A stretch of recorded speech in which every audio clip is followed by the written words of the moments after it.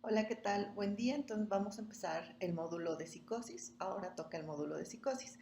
Primero me presento, soy la doctora Lorena López, soy médico psiquiatra y actualmente soy la responsable del segundo nivel de atención en salud mental. Psicosis es un tema sumamente interesante, sin embargo, antes de comenzar tenemos que hacernos varias preguntas, por lo cual voy a pedirles que de forma rápida tomen una libretita y nos hagamos estas preguntas que podamos como responder de forma breve para saber cuál es nuestro primer panorama acerca de la psicosis. Las primeras preguntas que nosotros nos tenemos que hacer antes de entrar a este módulo es si nosotros, con la información con la que contamos hasta este momento, podemos describir a una persona con psicosis. Además, ¿qué es lo que distingue a estas personas de las demás personas? ¿Cómo es que estas personas son actualmente tratadas por la sociedad? En este punto es importante saber cuáles son las condicionantes que determinan el trato hacia estas personas. Otra de las preguntas que debemos hacernos es ¿qué sabemos acerca de la psicosis? Si nosotros hemos conocido a alguien con psicosis y cuáles fueron sus síntomas.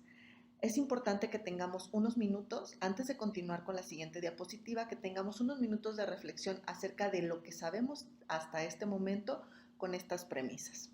Muy bien. Entonces, ya una vez que hayan terminado de responder estas preguntas, empecemos ahora sí formalmente el tema. Entonces, ¿qué es psicosis? ¿Cómo nosotros podemos definir qué es psicosis?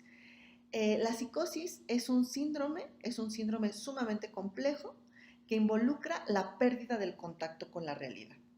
Esto es la realidad compartida, es decir, la realidad que todos nosotros compartimos como individuos.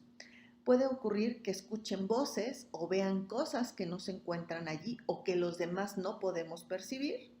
Creencias falsas, cosas que nos parecían como irreales, ilógicas, de pronto de contenido muy mágico, muy místico o de contenido excesivamente religioso o personas que son muy suspicaces, es decir, que dudan mucho, que se ponen muy desconfiadas, que están, que no les gusta confiar en las demás personas, que no les gusta hacer determinadas actividades que tengan que ver con dejar la confianza en los demás.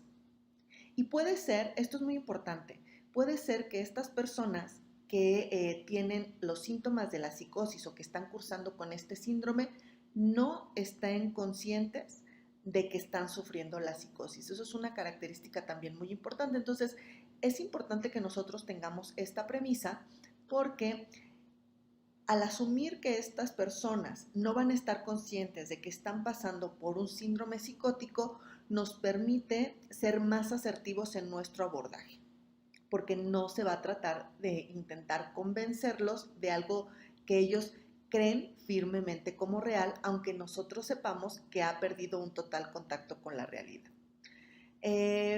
¿A qué nos referimos cuando decimos psicosis aguda? Esto quiere decir que los síntomas empezaron en los últimos 3 meses o empeoraron los que existían. Es decir, es un paciente que probablemente ya tenía diagnóstico de un síndrome psicótico y que de pronto, había entrado en un periodo de estabilización y ¡pum! De pronto los síntomas empezaron a empeorar, empeorar, empeorar y se fueron en picada y a eso le llamamos agudización. Y puede ser tanto de un primer episodio o de una recaída.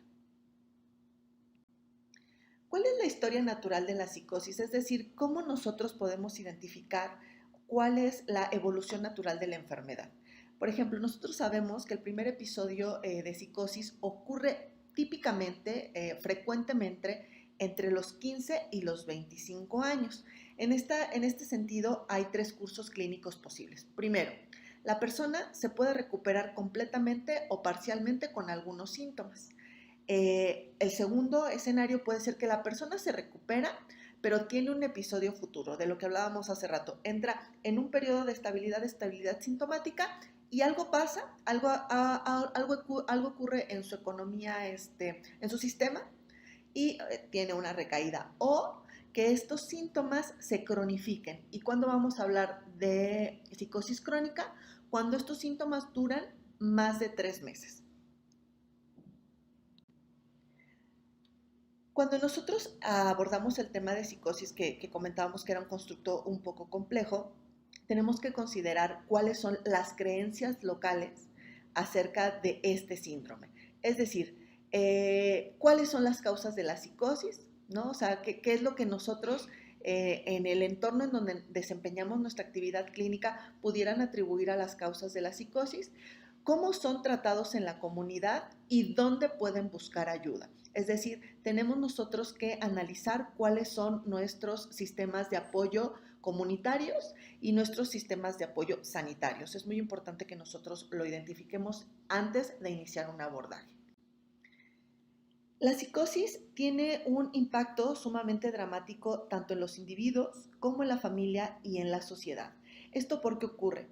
Porque cuando a una persona presenta síndrome psicótico, síntomas psicóticos, o se le da un diagnóstico que tiene que ver con algún constructo, con alguna parte del espectro de la psicosis, se generan pérdida de las relaciones y oportunidades de ingreso, tanto por la discapacidad que genera la enfermedad como por la discriminación del resto de la comunidad. También otra cosa que ocurre de manera frecuente con estos pacientes es que hay violaciones de los derechos humanos. Ya hablábamos acerca de la discriminación, pero también suele haber algún tipo de abuso o en muchos casos la familia por miedo, por desconocimiento, por angustia o por simplemente incapacidad de manejar la situación, suelen confinarlos, suelen encerrarlos. Y también otra situación que debemos de considerar es que cuando existe un individuo al que le diagnostican síndrome, algún trastorno psicótico, el peso y la carga para los cuidadores primarios es enorme, tanto en tiempo, por el tiempo que hay que invertir para verificar o para corroborar que esta persona mejore, tanto también el dinero y como el estigma que existe incluso dentro de las familias. Entonces es muy importante que nosotros, cada que abordemos a un paciente que tiene algún síntoma del síndrome psicótico, consideremos en nuestro abordaje todas estas variables. Bueno, la psicosis se puede manejar de forma ambulatoria, por ejemplo, en los centros de atención primaria. Esto es algo que de pronto nos pudiera parecer como muy extraño porque pensamos, bueno, si la psicosis es un trastorno en el que el paciente está fuera de la realidad compartida, tendría que manejarse forzosamente en un hospital psiquiátrico. No, el manejo se puede realizar en un centro de salud no especializado, ya que el tratamiento médico es muy sencillo y efectivo. Ahora, es más accesible que el manejo por especialistas, es decir, es más fácil que este paciente tenga adherencia terapéutica en un centro que está cercano a su domicilio a que tenga que trasladarse 2-3 horas al centro especializado o altamente especializado para recibir atención de un psiquiatra. Ahora, si nosotros manejamos al paciente en los centros de atención primaria, logramos que sea menos estigmatizante que el manejo hospitalario. Es decir, nosotros debemos de comprender que la psicosis, el síndrome psicótico, es como una enfermedad más. Es como cuando un paciente tiene diabetes, como cuando un paciente tiene hipertensión, que son enfermedades crónicas. Cuando la psicosis ocurre, también puede volverse crónica y el tratamiento se puede dar en los centros de atención primaria y en la parte aguda, si los síntomas tienen determinadas características, los podemos manejar también. Entonces, sí es importante que nosotros vayamos considerando que no necesariamente se tienen que atender en un centro especializado o altamente especializado. ¿Qué podemos hacer nosotros para combatir el estigma y la violación de los derechos humanos debido a la psicosis en nuestra comunidad? Esto es algo como muy importante, sobre todo porque justo el estigma genera que las personas lleguen tarde a la atención médica. entre más tarde lleguen a la atención médica, mayor posibilidad de que el trastorno empeore, pero también hay mayor posibilidad de que el paciente sea vulnerable a la violación de sus derechos humanos. Otra cosa es también, entre más tarde llegue, es más frecuente que el paciente tenga deterioro de otras funciones cognitivas o de sus funciones cognitivas que estén íntimamente relacionadas a la agudización de este padecimiento. Entonces, hay varias preguntas que nosotros debemos hacernos. ¿Qué puede hacer usted por la persona con psicosis? ¿Qué se puede hacer por la familia? ¿Y qué podemos hacer para influenciar a la comunidad? Entonces, nosotros vamos a manejar cada una de estas cosas porque cada que abordemos un paciente que tiene un síntoma de psicosis o tiene algún síndrome psicótico, debemos de hacer muchísima psicoeducación para que la familia logre comprender lo que le está pasando a su paciente, pero también el individuo, una vez que empiece a recuperar el contacto con la realidad, sea capaz de comprender lo que le está ocurriendo. Nosotros debemos tener varias premisas cuando abordamos a estos pacientes. Debemos de tratar a las personas con respeto y dignidad, así como se trata a cualquier otro paciente. Nosotros debemos evitar hacer suposiciones. Por ejemplo, que la persona es peligrosa, simple y sencillamente por tener un trastorno psicótico o que carece de capacidad. No, siempre debemos de considerar que ellos siguen siendo personas, que siguen teniendo derechos y podemos abordarlos desde esa perspectiva. No debemos asumir que la persona es incapaz de hacer elecciones o tomar decisiones con respecto a su tratamiento. De hecho, se les tiene que involucrar a las personas en el desarrollo de su tratamiento y en el plan de recuperación, porque esto es algo sumamente importante y tiene correlación positiva con la adherencia terapéutica. Debemos de evitar la hospitalización y el tratamiento involuntario. Debemos de evitar el aislamiento, las restricciones y otras prácticas coercitivas. Y debemos de tratar la psicosis en el nivel de salud no especializado, el cual genera, como ya habíamos hablado, menos estigma y hace más aceptable y accesible el tratamiento a las personas. Es importante que nosotros consideremos como todas estas variables. De pronto pensamos que psicosis es sinónimo de hospitalización larga. La realidad es que la tendencia actual es, si el paciente tiene psicosis aguda, se puede resolver con determinados fármacos en el primer nivel de atención y solo habrá ciertos casos, que es un porcentaje menor, el que se tendrá que hospitalizar en hospitales psiquiátricos, pero la mayoría pueden manejarse tanto en el primer nivel de atención, que es el nivel de atención no especializado, como en los hospitales generales, hospitales de segundo nivel de atención, donde se tendrán que tratar algunas otras causas médicas del trastorno psicótico. Es muy importante que nosotros hagamos una evaluación sobre el consumo de alcohol como el que se hace para cualquier persona, es decir, debemos de hacer por lo menos una pregunta acerca del consumo de alcohol. Una pregunta muy simple como, ¿consume alcohol? ¿Usted consume alcohol? ¿Ha consumido alcohol? Y si la respuesta resulta ser afirmativa, podemos hacer otras preguntas que serán como muy útiles para saber el patrón de consumo y si esto tiene de alguna forma una correlación con la agudización de la psicosis o si tiene alguna correlación con la precipitación de la psicosis o si tiene alguna correlación con el inicio de la psicosis. Todo esto lo van a ver de forma muy amplia en el módulo de psicosis, en el módulo de alcohol.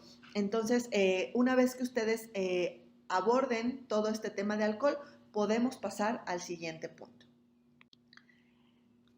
Hay determinados factores que influyen en la comunicación y en el abordaje inicial de estos pacientes, los cuales debemos de tener en cuenta cuando iniciamos el abordaje. Estos factores que influyen en la comunicación de estos pacientes pueden ser que los pensamientos de la persona podrían estar desorganizados y confusos.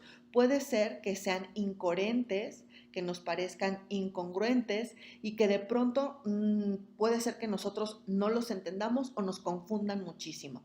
La persona podría estar compartiendo creencias inusuales. Por ejemplo, no sé, que tuvo un contacto con los ovnis o que a lo mejor le está hablando algún objeto o que algún animal se está comunicando con él.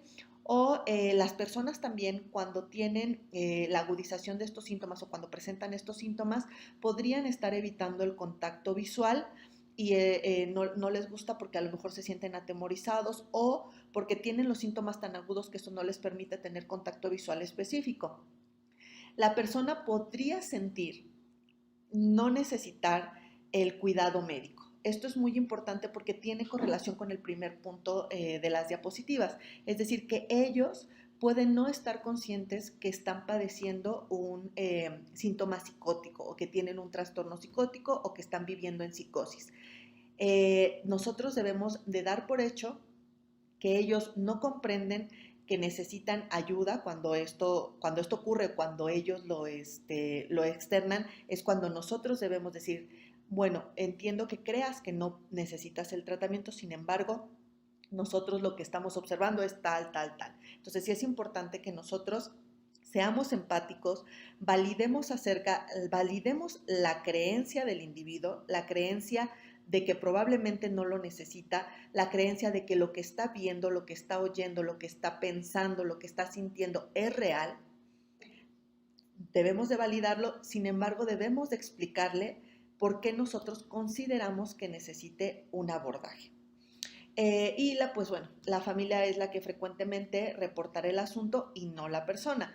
Esto es otra característica importante porque de pronto cuando la familia reporta el asunto, pareciera que en la familia y en la persona que lo lleva está toda la decisión del tratamiento y nosotros siempre debemos preguntarle al paciente él qué opina acerca de la estrategia terapéutica que le estamos ofreciendo, qué opina acerca del abordaje que le estamos dando. Hay que involucrarle en el interrogatorio de los síntomas, no hay que dejar que como suprimirlo porque está fuera de la realidad y solamente enfocarnos en la familia. Hay que hacer un interrogatorio en el que tengamos el espacio determinado para abordar a la familia, pero también demos mucho peso a todo el interrogatorio que hagamos al paciente.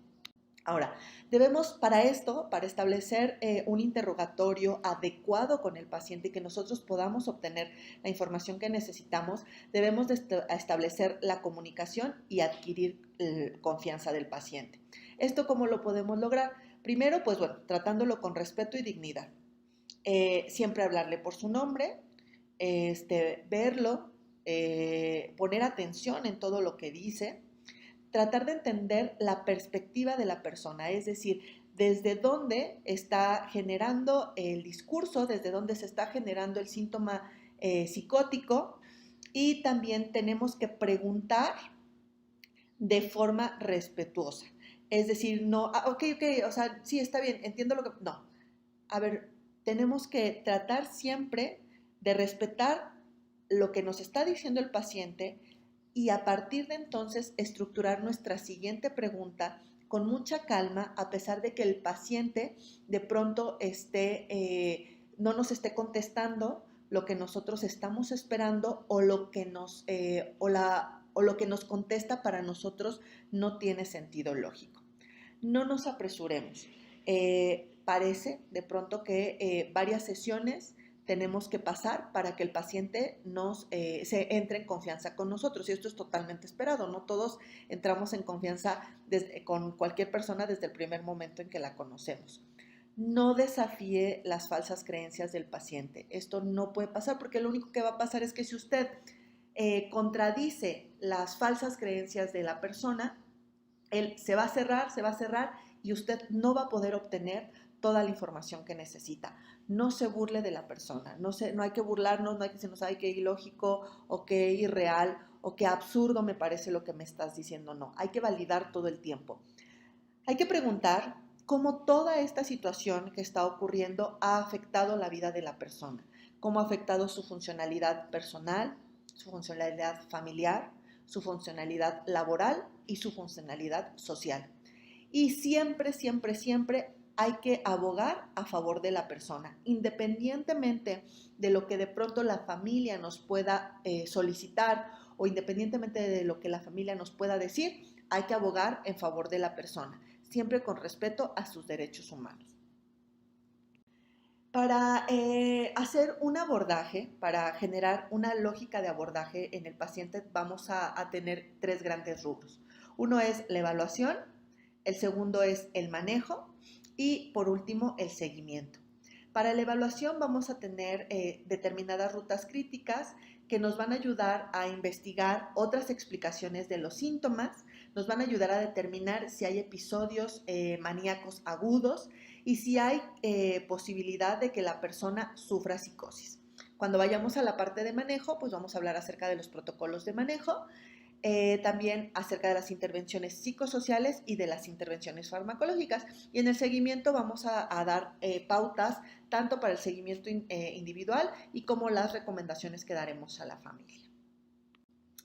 En cuanto a la evaluación, lo primero que tenemos que hacer es abordar las manifestaciones comunes de la psicosis, las cuales debemos de conocer de forma específica, que pueden ser cambios pronunciados de la conducta, descuido de las responsabilidades habituales relacionadas con el trabajo, la escuela, las actividades domésticas y sociales. Por eso un punto previo era valorar acerca de la funcionalidad en todas las dimensiones. Si existe comportamiento agitado, agresivo o una disminución o un aumento en la actividad motora, del paciente. Si existen creencias falsas fijas no compartidas por otras personas de su entorno cultural. Si oye voces o ve cosas que no existen y si no se da cuenta que tiene problemas de salud mental. Para esto, teniendo esta premisa de síntomas, debemos de hacernos varias preguntas. La primera es, ¿hay otras explicaciones para la presentación de los síntomas? Para esto, para lograr definir y discernir si hay otras explicaciones para la presentación de los síntomas, debemos de evaluar si existe algún trastorno físico. Para esto, tenemos que hacer una historia clínica completa que incluya todos los rubros, antecedentes de importancia, antecedentes personales patológicos, también antecedentes personales no patológicos. Se debe de hacer una evaluación clínica exhaustiva con principal atención en la exploración neurológica y se deben de realizar estudios de laboratorio generales que nos van a dar muchísima información. Ahora, cuando nosotros evaluemos a los pacientes, debemos definir si hay síntomas y signos que nos indiquen delirio o delirium o síndrome confusional agudo debido a una enfermedad física aguda, por ejemplo, una infección, alguna deshidratación, anomalías metabólicas, no sé, por ejemplo, hipoglucemia, hiponatremia o efectos secundarios de algún medicamento. Por ejemplo, si el paciente está tomando algún medicamento para el asma, si el paciente está tomando algún medicamento que sea un esteroide o si está tomando algún medicamento relacionado con alguna otra enfermedad reumatológica, cardiológica, renal, etc. Esto es muy importante. ¿Por qué? Porque el síndrome confusional agudo son síntomas psicóticos que se presentan de forma abrupta en un periodo entre 24 a 48 horas de forma muy aguda que el paciente no tenía, pero que están íntimamente relacionados con una causa médica, con una agudización de alguna patología crónica subyacente o con una descompensación de alguna enfermedad crónica subyacente. Por ejemplo, lo más frecuente que nos llega a tocar es que tenemos un paciente que tiene diabetes y que de pronto dejó de aplicarse su insulina o dejó de tomarse su hipoglucemiante y tiene cifras de glucemia sumamente elevadas.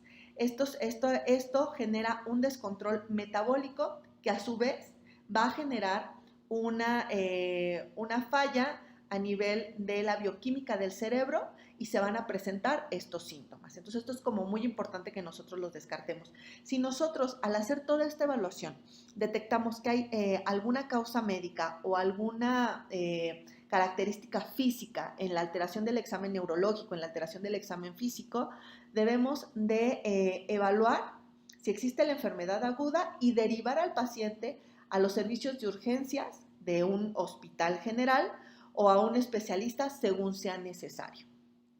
Y si los síntomas persisten después del tratamiento de la causa aguda, es decir, si yo recibo a este paciente en el contexto de un hospital general, digo, bueno, el paciente tenía hipoglucemia, ya lo regresamos a su basal.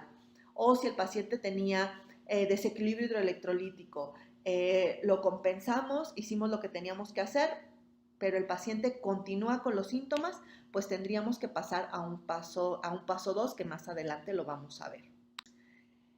Si el paciente no presentara datos físicos o alteraciones en la exploración física, alteraciones en los laboratorios, o si en algún momento ustedes le hicieron algún estudio de neuroimagen y el paciente no tiene ninguna alteración, debemos de evaluar características específicas para determinar si se trata de una demencia, si el paciente está cursando o tenía algún episodio depresivo al que se le hayan agregado síntomas psicóticos, o si el paciente está en un contexto de intoxicación o abstinencia por algún consumo de alguna sustancia psicoactiva o por algún consumo de alcohol. Si el paciente presenta estas características, bueno, pues se deberá considerar efectuar una consulta con un especialista en salud mental para el tratamiento de los trastornos concurrentes.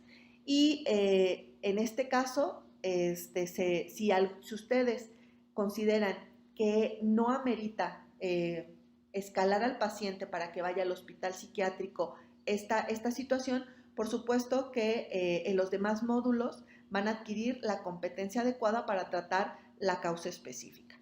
Si el paciente tampoco tiene alguna causa, alguna clínica que correlacione estos padecimientos, pues pasamos al paso 2. En el paso 2 del algoritmo, nosotros debemos preguntarnos, ¿está teniendo esta persona algún episodio maníaco agudo? Entonces, para eso nosotros debemos definir cuáles serían las características de un episodio maníaco agudo. Y para esto justo nos preguntamos, ¿se han presentado simultáneamente varios de los síntomas mencionados a continuación y han durado al menos una semana con la gravedad suficiente para interferir considerable en el trabajo y en las actividades sociales o requieren reclusión o hospitalización? Los síntomas que vamos a considerar para contestar esta pregunta es que el estado de ánimo esté elevado o sea un estado de ánimo irritable. Perdón. Si hay disminución de la necesidad del sueño, es diferente a ver que haya disminución en la necesidad del sueño a que haya insomnio. Es decir, la disminución de la necesidad del sueño la podemos evaluar con la disminución en la necesidad de dormir. Esto puede ser que el paciente haga todas sus actividades durante todo el día y que en la noche todavía tenga mucha energía para seguir haciendo sus actividades y que su cuerpo no le demande la necesidad de dormir. A diferencia de que cuando nosotros tenemos insomnio, a lo mejor de pronto sí tenemos la necesidad de querer estar dormidos, pero hay algunas otras variables que nos condicionan que no dormamos. Aumento de la actividad, sentimiento de mayor energía, que el paciente hable mucho o con mayor rapidez, es decir, en este caso del aumento de la actividad es que el paciente de pronto empiece a hacer muchísimas actividades que antes no estaba acostumbrado a hacer. Es decir, que destine muchísimas horas a determinadas actividades o que, por ejemplo, en la noche se ponga, por ejemplo, si es una ama de casa, que se ponga a hacer limpieza exhaustiva toda la noche y no pare y que al otro día no esté cansada y siga con una actividad motora, una actividad física a tope en sus actividades diarias. Esto lo vamos a considerar.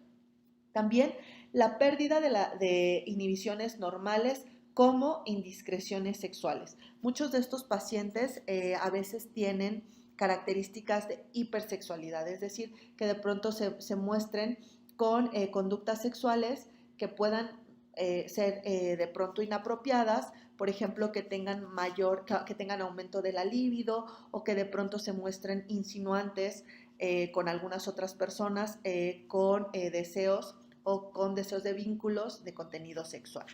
Que haya comportamientos impulsivos o temerarios, por ejemplo, gastos de dinero excesivos, toma de decisiones importantes sin reflexionar, de por ejemplo que de pronto se pongan y manejen a altas velocidades en vías en donde está prohibido, que compren viajes de forma impulsiva, que se vayan y se vinculen con personas con las que previamente a lo mejor no se habían vinculado, que representan o estas personas representan o tienen actividades que pudieran parecer riesgosas, que se quieran aventar de pronto de un avión o una cosa así. Eso es lo que debemos de considerar. Si el paciente se distrae fácilmente, o sea, es decir, que no tenga la atención sostenida en lo que nosotros estamos diciéndole o en lo que nosotros le estamos preguntando, y si hay un aumento injustificado de la autoestima, es decir, que de pronto ellos se sientan que son lo máximo, que no hay nadie en el mundo más importante que ellos son los únicos que van a salvar al mundo, los únicos que pueden hacer determinada actividad. Entonces, si esta situación o si hay alguno de estos síntomas que tengan duración de por lo menos una semana y que la gravedad sea lo suficientemente importante para interferir en cualquiera de su funcionalidad, nosotros debemos sospechar que hay un episodio maníaco probablemente correlacionado a un trastorno bipolar. Si esto no ocurre, pasaremos al paso siguiente. Importante que antes de pasar al siguiente paso debemos de considerar si hay riesgo inminente de suicidio. Si es así, hay que evaluarlo y tratarlo. Y antes de proseguir, debemos de tener la competencia del módulo de suicidio, que lo van a ver más adelante. Y también, si esto existe, vamos a ir al protocolo 1 de manejo, que también vamos a ver más adelante. Ahora, en este caso vale la pena generar un consejo clínico, que es que las personas con trastorno bipolar pueden experimentar a lo largo de su vida solo episodios de manía o una combinación entre episodios de manía y depresión, que a lo que llamamos episodios mixtos, o pueden ser también que de pronto únicamente estén en episodios depresivos. Y entonces, para aprender a evaluar y controlar el episodio depresivo del trastorno bipolar, ustedes ya vieron previamente el módulo de depresión y entonces por eso puedan tener más claridad en este caso si se trata solamente de un episodio mixto o si el paciente de pronto tiene episodios únicamente de manía. El tercer paso que vamos a considerar es ya cuando dimos muchos no en este árbol de decisiones y en esta lógica de abordaje clínico. La pregunta siguiente es, ¿sufre la persona de psicosis? Para este caso vamos a considerar si la persona tiene al menos 2 de los síntomas siguientes, es decir, estados delirantes, creencias fijas falsas no compartidas por otros en la cultura de la persona, si hay alucinaciones, esto es que escuche voces o que vean cosas que no existen, que tengan sensaciones como extrañas, por ejemplo, hay sensaciones que también están fuera de la realidad, que tienen que ver con que les caminen algún animalito debajo del cuerpo o que de pronto se vean al espejo y sientan que ellos no son ellos, que porque su cara se ve distorsionada o porque se ve el distinto o que sientan que alguien ha usurpado su persona, es decir, cualquier creencia falsa no compartida con otros. Puede haber que el lenguaje o la conducta estén desorganizados, por ejemplo, que su habla sea incoherente o ilógica, de pronto que puedan estar que haya mucho murmullo o que se estén riendo solos o que parezca que están teniendo una conversación sostenida con alguien o que parezca que están escuchando o siguiendo instrucciones de alguien. Sí puede haber que tenga una apariencia extraña, signos de descuido de sí mismo o apariencia descuidada, que se vean sumamente desaliñados, incluso sucios, o que de pronto se hayan cortado el cabello, o etcétera, ¿no? Entonces, si tenemos las respuestas afirmativas para este caso, pues bueno, vamos a sospechar que se trata de un caso de psicosis y en este caso vamos a ir al protocolo 2. Si esto no es así, debemos de consultar la necesidad de ir a que lo examine el nivel especializado o el nivel altamente especializado para que podamos determinar las posibles causas de psicosis. Ahora, si ante esta situación, si los síntomas de psicosis del paciente le condicionan un riesgo inminente de suicidio, lo debemos de evaluar y tratar antes de proseguir. Por lo tanto, tenemos que ya haber adquirido la consecuencia y la competencia, y haber concluido el módulo de suicidio. Esto porque es importante, porque en muchos casos hay pacientes que presentan riesgo suicida dado que las voces que escuchan o las cosas que ven les generan muchísima ansiedad, les generan muchísima preocupación y eso hace que se cuestionen si vale la pena seguir viviendo en este contexto. O en otros casos, hay pacientes que escuchan voces que les están dando indicaciones acerca de lastimarse a sí mismos o que les están los están insultando o están siendo sumamente agresivos verbalmente, las voces que escuchan, que generan que el paciente considere que ya no vale la pena seguir viviendo. Por eso es muy importante evaluar el contenido tanto de la idea, de la creencia falsa que tiene el paciente, es decir, qué piensa, cómo lo piensa, qué le genera, o las voces, qué le dicen, cómo se lo dicen, qué le genera al paciente, o si lo que está viendo le genera algún otro síntoma. Entonces, sí es importante que nosotros ahondemos de forma específica en el contenido de la psicosis. Entonces, nos vamos a ir a la siguiente parte, que es los protocolos de manejo. Para los protocolos de manejo tenemos distintos protocolos. Los hemos enumerado en protocolo 1, protocolo 2 y el de grupos de población especial. Entonces, si es el caso del protocolo 1 que veíamos en el árbol de decisiones, si el paciente llega a presentarse o confirmamos que el paciente tiene la sospecha de un episodio maníaco en el trastorno bipolar, primero debemos de proporcionar psicoeducación a la persona y a los cuidadores, es decir, explicarles en qué consiste el episodio maníaco, qué es el trastorno bipolar de forma muy breve y en qué consisten los síntomas, qué es lo que nosotros esperamos de la evolución y cuáles son las pautas de tratamiento. En cuanto a la intervención farmacológica, si el paciente está siendo tratado con un medicamento antidepresivo, debemos descontinuar el medicamento. Esto es para prevenir un mayor riesgo de manía. En algunos pacientes que de pronto debutan con un episodio depresivo, se mantienen en ese episodio depresivo, ¿no? Y pueden pueden resolverlo, ¿no? Se les da el tratamiento específico y demás, pueden mantenerse estables, de pronto pueden presentar un siguiente episodio depresivo, se les vuelve a medicar y ¡pum! De pronto nos damos cuenta que ese primer episodio depresivo que tenía era únicamente de la evolución natural del trastorno bipolar y cuando cuando pasa un segundo episodio o cuando puede ser este primero al que le damos tratamiento farmacológico con antidepresivos y nosotros le decimos se vira hacia la manía, es decir, debuta con síntomas de manía después de haber dado el tratamiento, debemos suspenderlo porque evidentemente se trata de un trastorno bipolar. Entonces, lo que podemos hacer es, podemos iniciar el tratamiento con litio, con valproato de magnesio, carbamazepina o algún antipsicótico. Se deberá considerar usar una benzodiazepina a muy corto plazo, es decir, de 2 a 4 semanas como máximo, a dosis reducción, es decir, de la dosis que damos para controlar estos síntomas ansiosos o bajar un poquito la intensidad de la persona que pueda lograr dormir por las noches. Iniciamos a determinada dosis y a partir de esa dosis vamos haciendo una reducción paulatina de la misma hasta suspenderlo en un periodo máximo de 4 semanas. Esto es para el manejo de la agitación o de la conducta acelerada del paciente.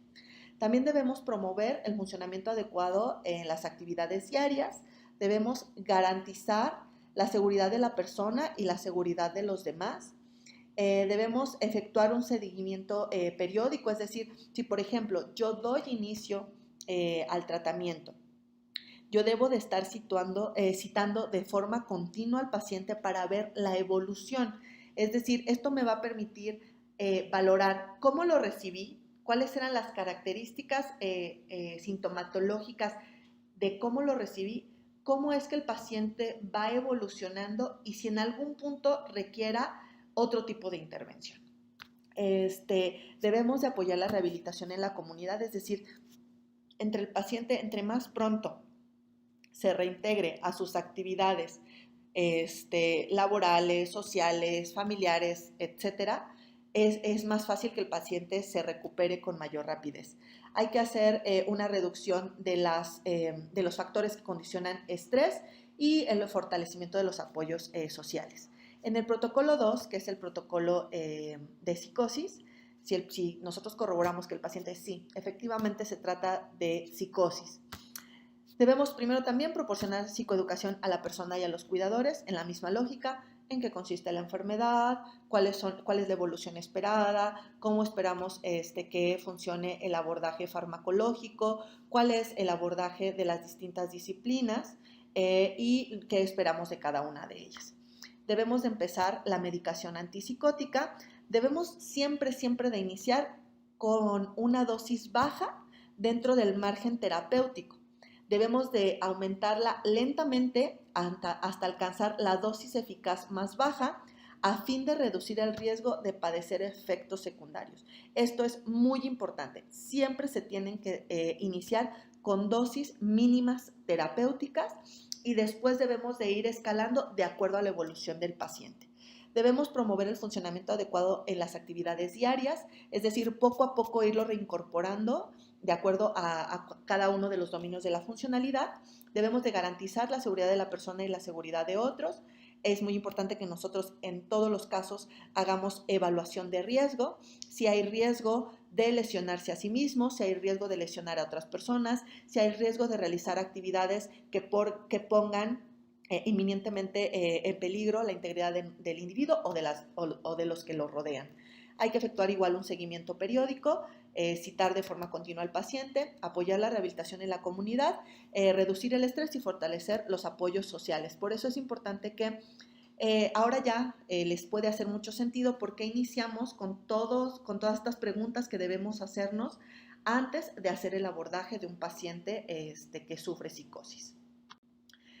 Ahora veamos el manejo en los grupos especiales de población.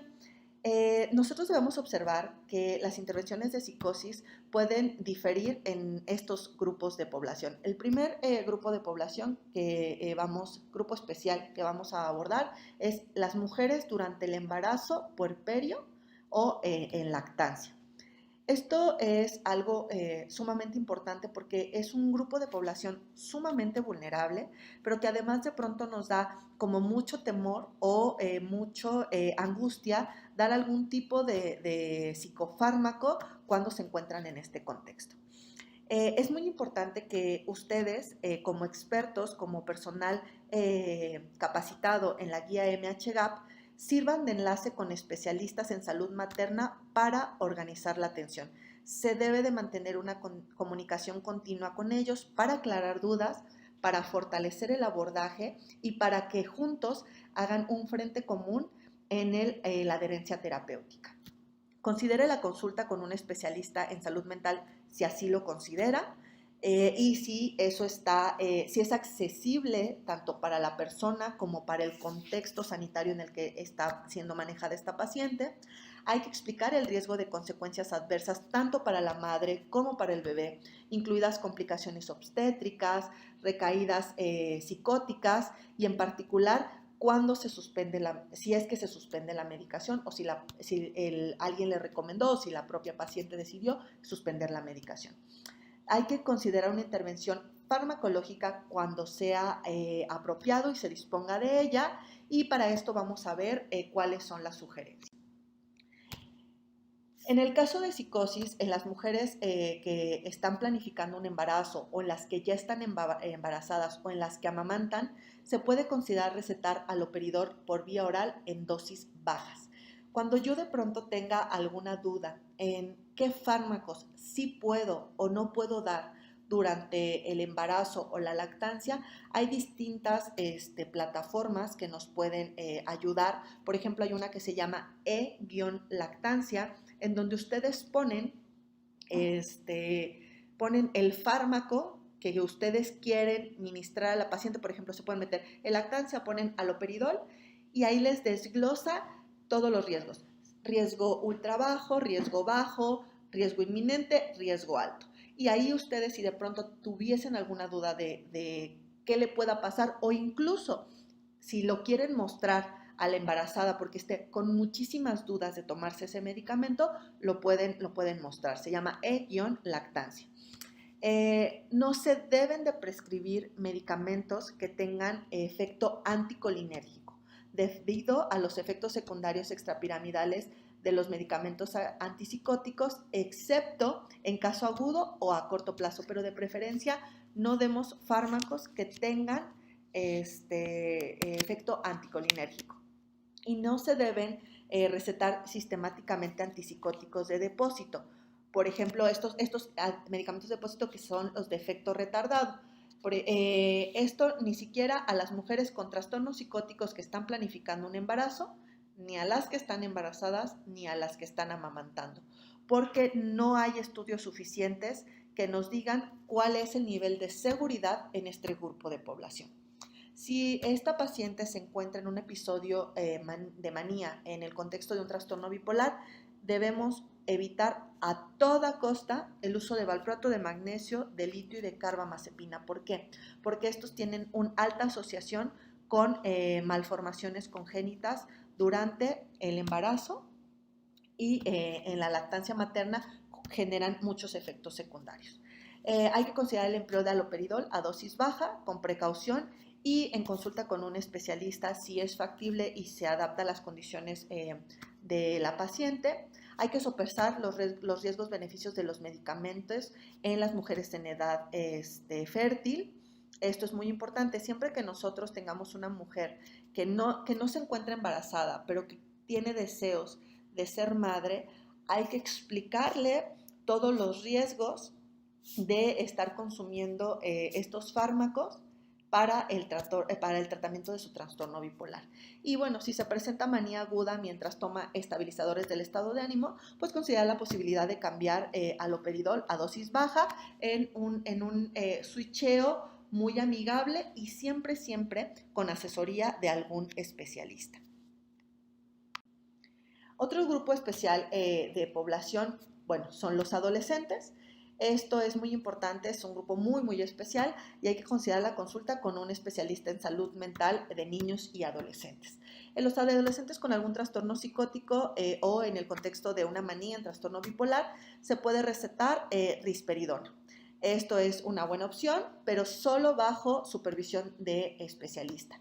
Y bueno, si el tratamiento con risperidona no es factible, se puede usar haloperidol solo bajo supervisión de un especialista. Recordemos la premisa. Siempre dosis mínimas terapéuticas, las cuales hay que ir escalando de acuerdo a la evolución del paciente. Y bueno, en adultos mayores, esto también es una población sumamente especial. ¿Por qué? Porque las dosis mínimas terapéuticas son distintas al resto de la población. Es decir, hay dosis mínimas terapéuticas para adolescentes, dosis mínimas terapéuticas para personas en edad productiva, para adultos, pero los adultos mayores todavía las dosis son inferiores, todavía son mucho menores a las habituales. ¿Por qué? Esto es importante a considerar porque muchos de nuestros adultos mayores tienen enfermedades, tienen comorbilidades, tienen enfermedades crónicas, las cuales están medicadas. Entonces, en muchos casos debemos de considerar que existe mayor riesgo de interacciones medicamentosas. Cuando nosotros tengamos duda de si un medicamento, un psicofármaco que nosotros estamos por iniciar genera alguna interacción farmacológica o representa un riesgo en esta población, podemos consultar algunas otras plataformas, por ejemplo Medscape Interaction, aparecen ahí interacciones farmacológicas Medscape, así lo buscan en internet, y ustedes ahí colocan el psicofármaco que quieren añadir con los medicamentos que ya está tomando el paciente, y les van a aparecer todas las interacciones farmacológicas de estos, eh, de estos fármacos, para que ustedes así puedan definir de forma pragmática cómo van a indicarlos.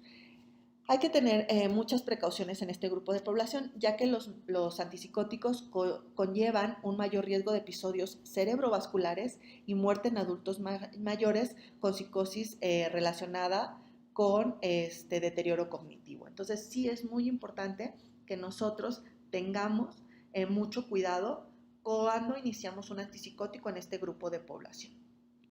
Bueno, entonces debemos, ¿cómo podemos planificar y comenzar el manejo? Porque de pronto nos puede dar como mucho miedo, que es como tanta información que logramos como definir si sí se trata o no de psicosis, pero tenemos grupos especiales o incluso en pacientes en edad productiva que digamos, me da un poquito de miedo con todos los efectos secundarios que pueda generar el fármaco. ¿Cómo puedo planificar y comenzar el manejo? Primero, algo que tenemos que hacer con los pacientes. Primero, nosotros debemos estar muy seguros que la medicación que estamos dando sea en una dosis baja, una dosis mínima terapéutica, y que ya consideramos todo lo que pudiera ser una variable distractora o una variable confusora en el abordaje diagnóstico del paciente, pero también ya consideramos qué es lo que nos pueda generar alguna complicación específica en el paciente, en caso de que esté tomando algún otro fármaco, en caso de que tenga alguna otra comorbilidad. Ya que hicimos eso, nosotros debemos al paciente compartir los resultados de nuestra evaluación. Es decir, debemos de estar muy claros qué es lo que nos lleva a concluir que él padece psicosis y cuáles son las causas que nosotros sospechamos que pudieran ser.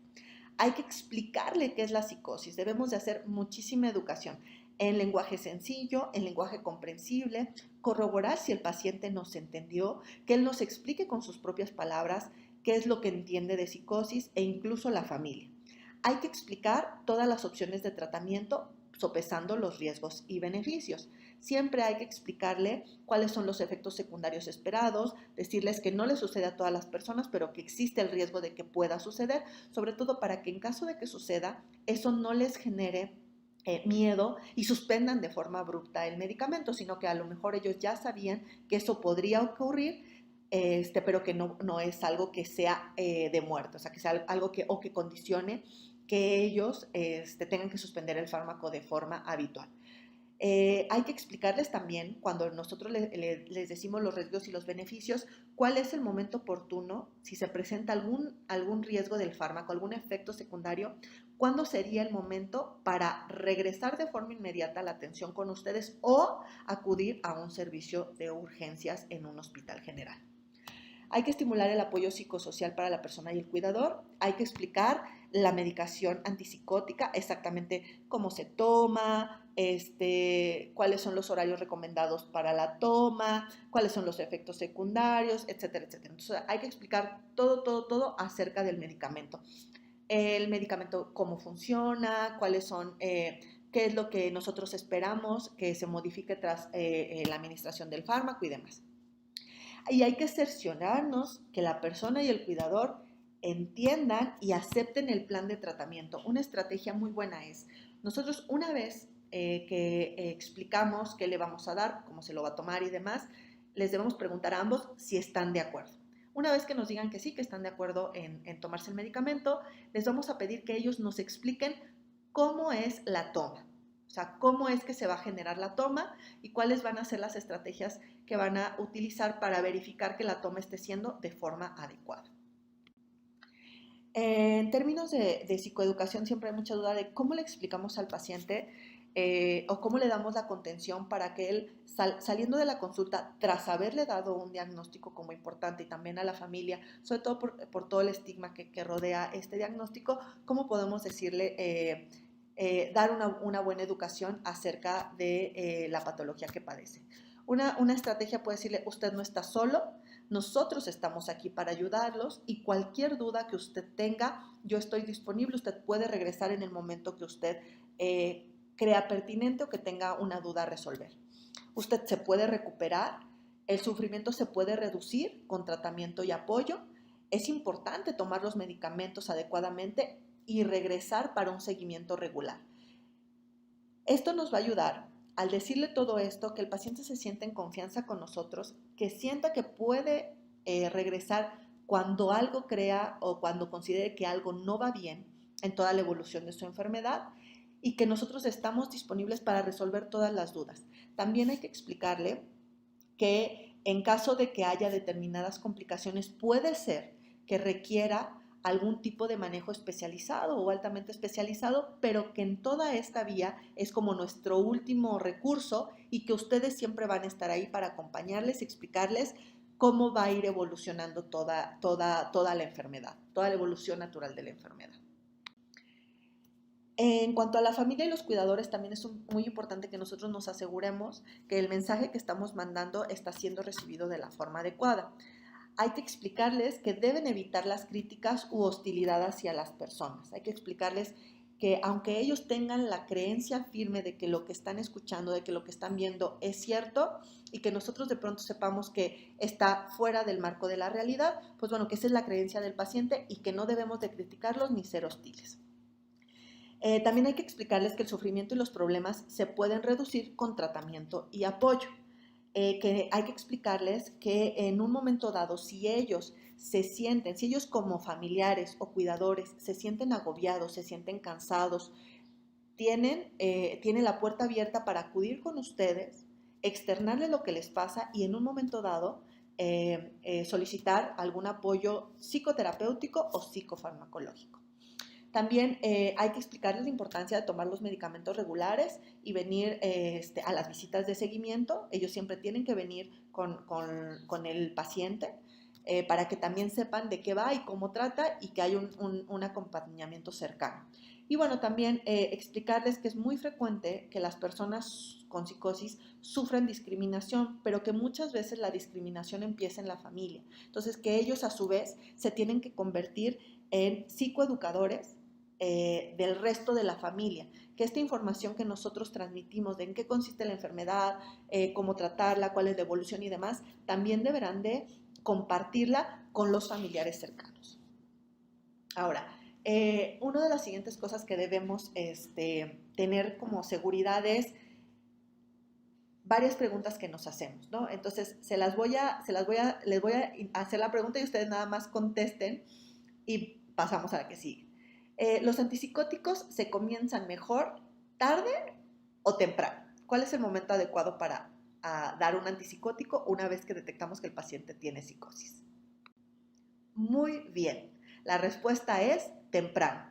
Para un control rápido de los síntomas psicóticos, los proveedores del cuidado de la salud deben de comenzar la medicación antipsicótica inmediatamente después de la evaluación. Entre más pronto, mejor. Muy bien, la siguiente pregunta que les voy a hacer. ¿Es mejor comenzar a una dosis alta o baja? Excelente. Es mejor comenzar a una dosis baja. Comience siempre a una dosis baja dentro de un rango terapéutico y aumente lentamente la dosis más efectiva para poder reducir el riesgo de los efectos secundarios. Empiece bajo, siga lento. Ese es el mejor tip. En cuanto a los medicamentos antipsicóticos, hemos hablado mucho del haloperidol. La dosis inicial del haloperidol va entre 1.5 y 3 miligramos. La dosis típica efectiva es entre 3 y 20 miligramos al día y la ruta puede ser oral o vía intramuscular. Ahora, aunque la dosis típica efectiva tenga un rango muy amplio, nosotros sabemos que después de los 4 miligramos vienen efectos secundarios muy importantes, entonces debemos ser muy precavidos en cómo aumentamos la dosis. Nosotros nos preguntamos, bueno, ¿qué otros servicios de apoyo están disponibles? Porque esta es una pregunta muy frecuente que nos hacen los pacientes. Bueno, ¿de qué otra forma me puedo apoyar para ayudar a mi familia? Bueno, existe apoyo de la comunidad para la persona y el cuidador. Esto sí lo podemos tener. Como les decía, tenemos que comentarles al cuidador que pueden acudir a consulta en caso de que ellos lo requieran. Y también ahora que estamos implementando actividades de autocuidado, actividades comunitarias, grupos de psicoeducación, ustedes los pueden explicarles para que accedan a ellos. En otros sectores, ¿qué tal este paciente está en condiciones de vivienda, empleo y demás? Ver si este paciente en algún punto puede reintegrarse a sus actividades laborales. Hay cuidado especializado para la condición de prioridad, es decir, si en algún punto nosotros iniciamos el manejo en el nivel no especializado, con qué contamos para escalar al paciente y si hay otros servicios de salud disponibles en caso de que el paciente los amerite. Todo esto nosotros lo debemos de tener en perspectiva para, primero, explicárselos al paciente, pero nosotros también saber en qué momento vamos a echar mano de estos servicios. Bueno, y por último nos vamos a ir en todo esto, en toda la parte del cuadro de abordaje, nos vamos a ir a la última parte, que es la parte de seguimiento. El seguimiento inicial debe de ser tan frecuentemente como sea posible. Si es diario, si le es posible al paciente y también a ustedes, diario, que sea diario, hasta que los síntomas comiencen a responder al tratamiento. La mayoría de las personas se van a recuperar con un tratamiento adecuado y una vez que los síntomas hayan respondido, se recomienda seguimiento mensual o trimestral basado en la necesidad clínica y en la factibilidad. Esto es como muy importante, esto se individualiza. Hay pacientes que de pronto requieren durante 6 meses que los veamos cada mes y a partir de 6 meses cada trimestre, pero hay pacientes que no. Hay pacientes que en el periodo de un año requieren que los veamos de manera mensual.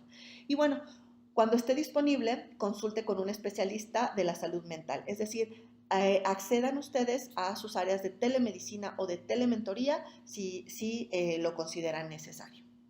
Ahora, ¿cómo vamos a hacer el seguimiento de los pacientes? En cada seguimiento debemos evaluar la sintomatología, los efectos secundarios de los medicamentos y si hay adherencia al tratamiento.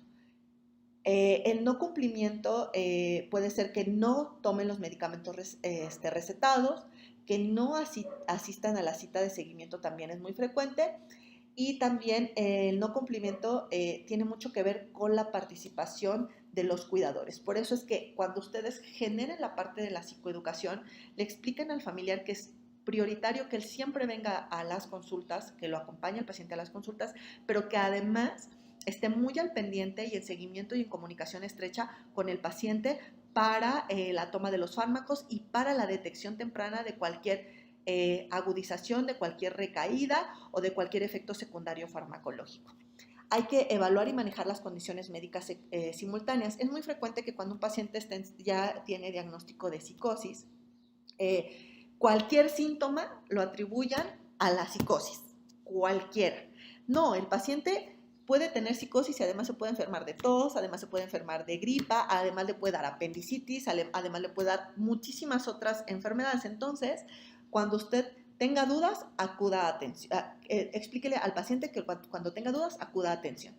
Y hay que evaluar la necesidad de apoyo social y psicoeducación. Es muy frecuente que el paciente y los familiares requieran, además de esa intervención inicial, una psicoeducación continua y reiterativa.